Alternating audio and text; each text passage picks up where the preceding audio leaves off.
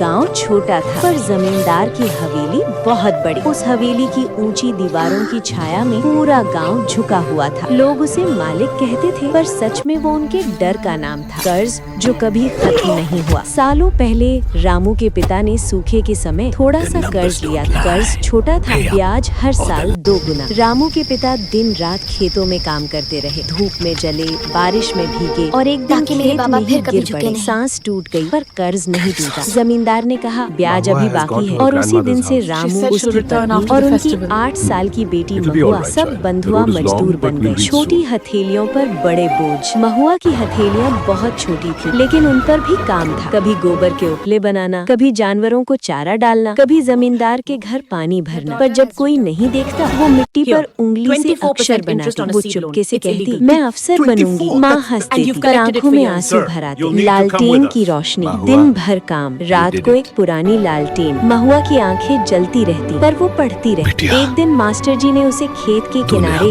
पुरानी किताब पढ़ते देखा। उन्होंने पूछा इतनी लगन क्यों? महुआ बोली ताकि मेरे बाबा फिर कभी झुके नहीं। मास्टर जी की आंखें भर आईं। एक झूठ जो सच बन गया। मास्टर जी ने योजना बनाई। गांव में खबर फैली महुआ अपनी बीमार नानी के पास शहर गई है। असल में मास्टर जी ने उसे शहर के एक सरकारी हॉस्टल में दाखिला दिला दिया। रामू और उसकी पत्नी जमींदार के सामने सिर झुकाकर बोले बिटिया नानी की सेवा में गई है। जमींदार हंसा, लौटेगी तो फिर यही काम करेगी। उसे क्या पता था वो बच्ची लौटेगी पर सिर झुकाकर नहीं। संघर्ष का सफर। शहर में महुआ ने भूख भी देखी, अकेलापन भी। कई रातें माँ की याद में रोते रोते गुजरी लेकिन हर आंसू उसे और मजबूत बनाता गया। वो हमेशा अव्वल आई, छात्रवृत्ति मिली,